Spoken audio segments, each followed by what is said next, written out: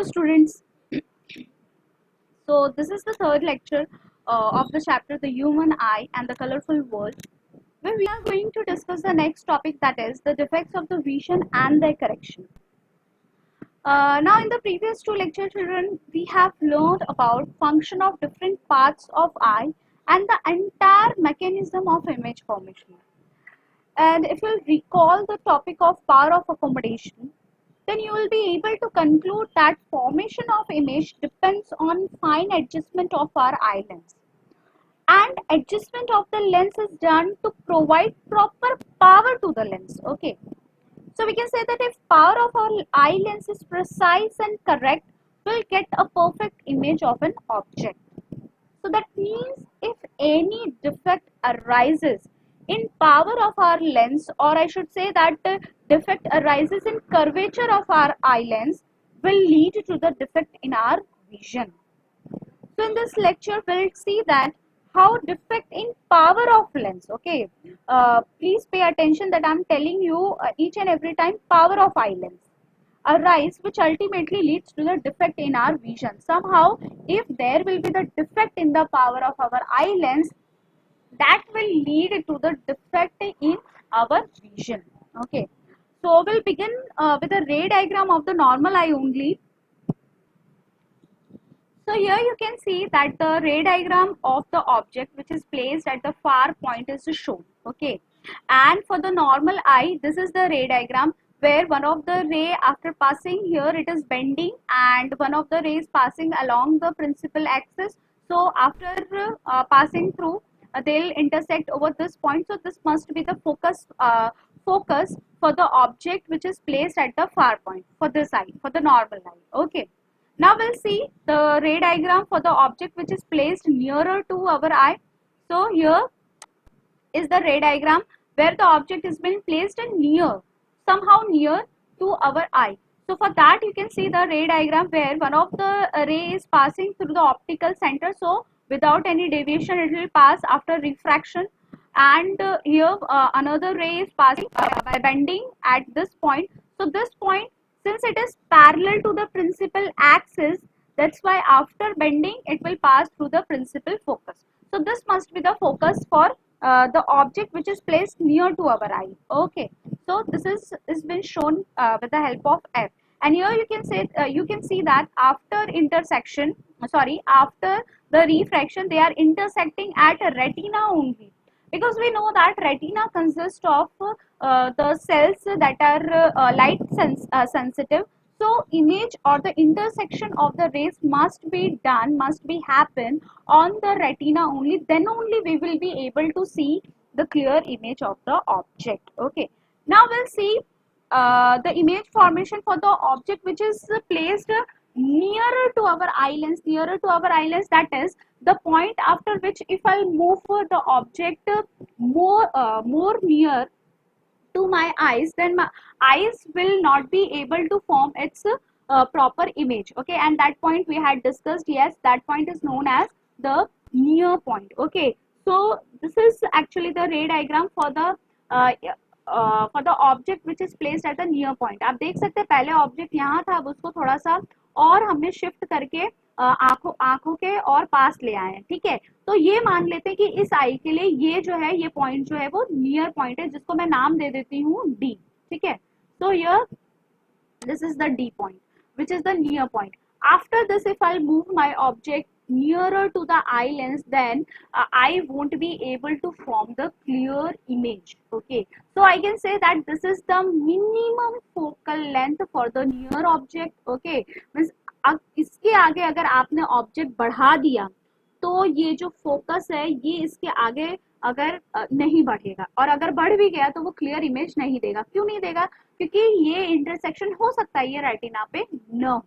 ठीक है, तो इस इमेज से हम या इस रे डायग्राम से हम एक चीज कंक्लूड कर सकते हैं that that is the range of focal length for our eye. Okay, एक रेंज होती है फोकल लेंथ की हर एक आंख के लिए, जिसमें अगर आपका क्या कहते हैं कि फोकस पड़ता है ऑब्जेक्ट का उस रेंज में, यहाँ आपको दिख रहा होगा, ये ब्लू लाइन से मैंने बताया, तो इमेज आपकी ऑब्जेक्ट की क्लियर होगी। और अगर ये रेंज जो है ये कहीं ना कहीं इस रेंज में नहीं आती है, आपका जो रेंज, इस रेंज में अगर फोकस नहीं होता है ऑब्जेक्ट का, या मान लीजिए ये इंटरसेक्शन रेटिना में नहीं होता, तो गड़बड़ी हो जाती है। तो ये चीजें कब होती हैं? When there is the defect in our power, ठीक है। तो how this defect will arise? Now see, basically we have discussed about this region, that is the minimum and the range of the focus. Okay, the minimum and the maximum range of the focus. That means there must be the minimum and the maximum range of our power of the lens. Okay, और हम ये कह सकते हैं कि there should be a minimum and the maximum range for the curvature of the lens. Okay, आपकी eye lens का एक मिनिमम और मैक्सिमम रेंज होता है कर्वेचर का, ठीक है। जिस एक हद तक ही आप उसको क्या कर सकते हैं, आई लेंस को कॉन्ट्रैक्ट कर सकते हैं, या एक हद तक ही आपकी आई लेंस इलोंगेट हो सकती है या एक्सपांड हो सकती है, ठीक है। अगर एक हद के बाद आपने उसको और कॉन्ट्रैक्ट किया तो आपकी आंखों में डिफेक्ट हो सकता है, या वो अपने आप ही किसी कारणवश कॉन्ट्रैक्ट हो गई हो तो उसमें डिफेक्ट आएगा, या एक लेवल के बाद अगर वो एक्सपांड हो जाती है तो भी उसके आई में क्या हो जाता है, डिफेक्ट आ जाता है। Now see, if your eye is been contracted, we know that if the curvature of the eye is increased, that means if it has been contracted, तो पावर क्या हो जाता है, बढ़ जाता है। तो अगर एक लेवल के बाद आपका पावर बढ़ गया, मतलब उसका एक मिनिमम लेवल है लेकिन उसके बाद हो गया, मतलब हाई पावर का अगर केस होता है तो हम देखेंगे क्या होता है, ठीक है। सो now will discuss the high power case. तो पावर अब हाई हो गया, मतलब आपकी आंखों की लेंस ज्यादा कर्व्ड हो गई, ज्यादा कर्व्ड हो गई, मतलब रेडियस ऑफ कर्वेचर इंक्रीज हो गया, और रेडियस ऑफ कर्वेचर इंक्रीज होने के कारण फोकल लेंथ जो है वो आपकी डिक्रीज हो जाएगी। क्लियर है? तो अब आप इस डायग्राम में देखिए, ये जो फोकल लेंथ का जो रीजन था वो पहले ये वाला जो यहाँ पर था और ये वाला थोड़ा और पीछे था, वो चूंकि अब ये फोकल लेंथ डिक्रीज हो गई है, क्योंकि अब ये आई का लेंस क्या है, ये डिफेक्टेड है, ठीक है। इसमें डिफेक्ट है, इसमें क्या डिफेक्ट है, because this lens is of high power, ठीक है। ये एक मिनिमम लेवल से ज्यादा क्या है, कर्व्ड है। चूंकि ये कर्व्ड है तो इसका पावर ज्यादा है, और पावर ज्यादा होने के कारण फोकल लेंथ कम हो जाती है, कम हो जाएगी। तो देखिए ये जो रेंज जो यहाँ से यहाँ थी वो अब शिफ्ट होकर आगे की तरफ आ गया, ये वाला फोकस भी यहाँ से शिफ्ट होकर इधर आ गया, और जो मिनिमम था वो कहीं यहाँ से शिफ्ट होकर यहाँ आ गया है, ठीक है। तो अब this is the focal length region और range for this defected eye, ठीक है। अब इस तरीके का अगर हाई पावर का डिफेक्ट है तो ये क्या कौन से तरीके की चीज देखने में तकलीफ क्रिएट करेगा, मतलब whether we won't be able to see the near object और far object, that we are going to understand with the ray diagram. Okay, so let's see the ray diagram for the near object. Okay, so here you can see that a object is placed near to our eye, ठीक है। तो यहाँ पर ये दो आप raise देख सकते हैं। Now this is the ray which is passing through the optical centre, तो without any deviation it will pass. Now this ray has to bend after the refraction, so let's bend it and see where it is going to meet. So here is what it is passing through this range, ठीक है। ये देखिए ये यहाँ से पास हो रही है, तो यहाँ से अगर पास हो रही है तो the focus, because see the ray which is parallel to the optical center, it will pass through the focus, so this is the focus point for this ray, ठीक है। तो उसका जो फोकस है वो यहाँ लाई कर रहा है, and it is actually what it is lying between the range of this eye lens, ये इस आई लेंस के फोकल लेंथ के रेंज में ही क्या हो रहा है, लाई कर रहा है, ठीक है। मोreover the intersection is happening on the retina only, ठीक है। तो ये दोनों ही कंडीशन सेटिस्फाई हो रही है, एक तो उसका फोकस पॉइंट भी रेंज में आ रहा है, दूसरा है कि रेटिना पे ही इंटरसेक्शन हो रहा है। तो जो नियर ऑब्जेक्ट है उसकी इमेज तो एकदम क्लियर फॉर्म होगी, कब, जब आपका हाई पावर है। तो अब देखते हैं कि भाई अगर हाई पावर है तो दूर के ऑब्जेक्ट देखने में क्या हमें तकलीफ होती है या नहीं होती, ठीक है। तो let's move to the ray diagram. Now this is the tree, ठीक है। अब ट्री के लिए हमें पता है कि ये दो रेज जो है वो पैरेलल आएंगी, ठीक है। अब ये जो है ये तो प्रिंसिपल एक्सिस है, तो वो तो बिल्कुल as it is without bending move हो जाएगी। अब इसे हमें बेंड करवाना है, और आपको रे डायग्राम अगर याद हो तो ये अगर बेंड होगी, मतलब अगर नॉर्मल आई है, so if it is bending so it will pass through this point only, ठीक है। तो ये देख लेते हैं, अब ये इस पॉइंट से पास होनी चाहिए, क्योंकि हम शुरुआत से देखते हैं कि ये अब रेटिना के बाहर तो फोकस जाएगा नहीं, ठीक है। और मान लीजिए आपका ऑब्जेक्ट अगर इंफिनिटी पे ले भी लेते तो मैक्स टू मैक्स आपका फोकस पॉइंट इधर आएगा, इसके अलावा वो बाहर तो जाएगा नहीं, ठीक है, क्योंकि रेटिना ही है भाई जहाँ इमेज बननी चाहिए। तो यहाँ पर आप देखिए इंटरसेक्शन नॉर्मल आई का अगर हम लेते हैं, मतलब ये ऑब्जेक्ट लेते हैं, तो इस ऑब्जेक्ट का इंटरसेक्शन अगर हो रहा है, meeting the rays are meeting at this point, so this must be the focus point. But what we are seeing over here, that our focus point should lie in between this range only, because this is what the focal length, the range of the focal length for this defected eye, ठीक है। तो अब भाई इस यहाँ पे होना चाहिए, तभी हमारी ये वाली आंख जो है वो दूर के ऑब्जेक्ट को देख पाएगी। बट यहाँ पे तो क्या हो रहा है, फोकस जो है वो beyond this range it is falling, okay. तो यहाँ पर क्या है, हम दूर के ऑब्जेक्ट को देख नहीं पाएंगे, क्यों? क्योंकि आपका जो फोकस पॉइंट है, इट इज लाइंग बियॉन्ड और it is falling beyond this range of eye. This is the range for the minimum and the maximum focal length of this eye. Where your focus is falling beyond that range, so you won't be able to see the clear image of a far object. ठीक है। तो इस तरीके का defect जिसमें power आपका high हो गया है, जिसमें आप नजदीक की चीजों को प्रॉपरली देख पा रहे हैं लेकिन आप दूर की चीजों को अच्छे से नहीं देख पा रहे, तो since you are able to see the near object properly, that's why this type of defect is known as nearsightedness. Why? Because you are having a proper sight, a clear sight for the near object. जो आपके आंखों के पास है object, उसके लिए आपके पास clear site है, ठीक है। इसीलिए इस और आप दूर की चीजों को नहीं देख पा रहे, तो उसके नाम में ही उसका मीनिंग छिपा है, नियर साइटेडनेस, मतलब पास के ऑब्जेक्ट को आप देख पा रहे हैं। तो पास की देख पा रहे हैं तो आप किसको नहीं देख पा रहे, दूर के ऑब्जेक्ट को। तो इस डिफेक्ट को हम क्या कहेंगे, नियर साइटेडनेस और मायोपिया, ठीक है। तो now we will move to the next topic. देखिए शॉर्ट साइटेडनेस या नियर साइटेडनेस और myopia. Now will see that how we can rectify this kind of defect. अब आप देखिए रे डायग्राम से तो खैर आपको काफी कुछ पता चल रहा होगा, that I have used here a concave lens.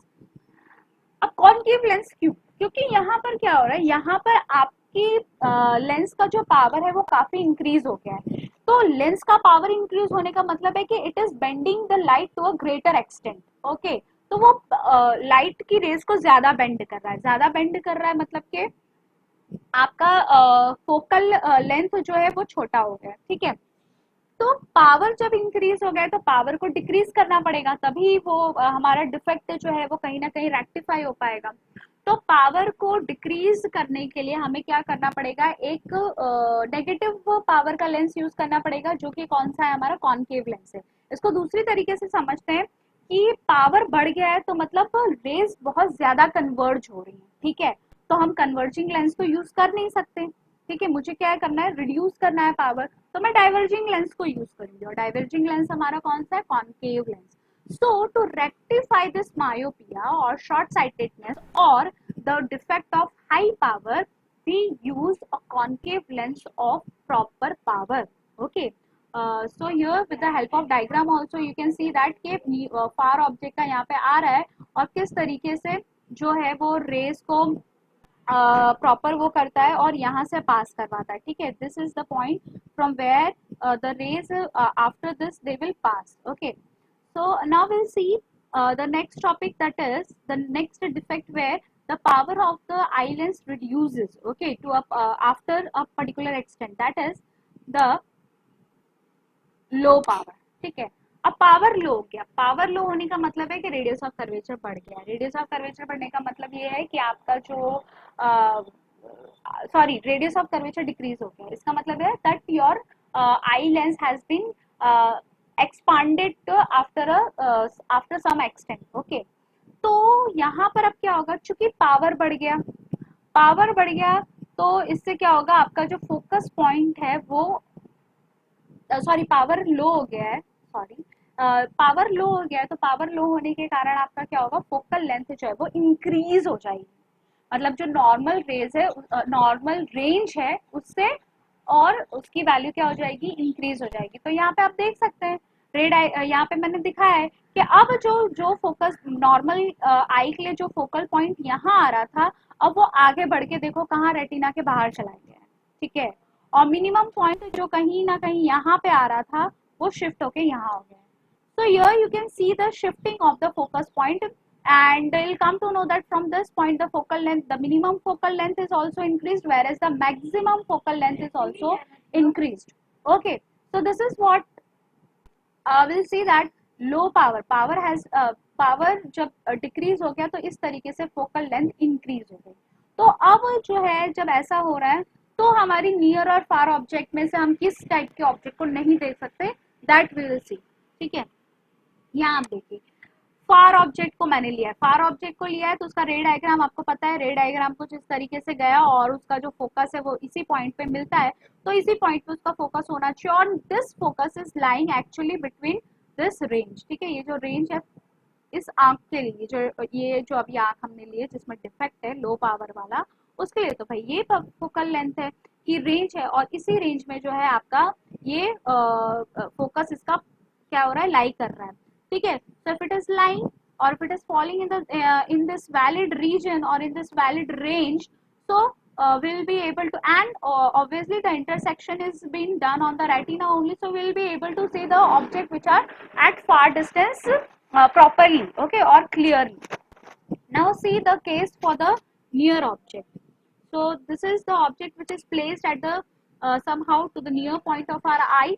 So here you can see that now the ray after bending, the ray after bending, it is passing before the minimum level of the focal length of this eye. ठीक है, अब भाई range तो ये है, range ये है, और इस रेंज के पहले ही वो क्या हो जा रही है, पास हो जा रही है, मतलब इसके लिए तो ये फोकस पॉइंट हो गया, तो ये फोकस पॉइंट हो गया, तो ये तो हमारी ये जो डिफेक्टेड आई है वो डिटेक्ट कर नहीं पाएगी, क्योंकि इसके लिए तो ये वाला ब्लू, ये जो रेंज है वही रेंज है, इसमें अगर आता है तो ही वो डिटेक्ट करेगा और इमेज बना पाएगा। तो in short we won't be able to see the object which are near to our eye, मतलब हम पास के ऑब्जेक्ट को देख नहीं पाएंगे।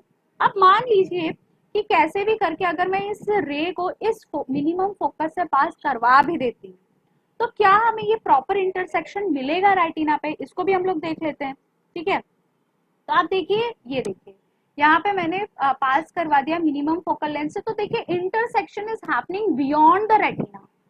Okay, so rays are meeting beyond the retina. So if they are meeting, they'll intersect it beyond the retina. Then the cells won't be able to construct the image because the cells are light sensitive.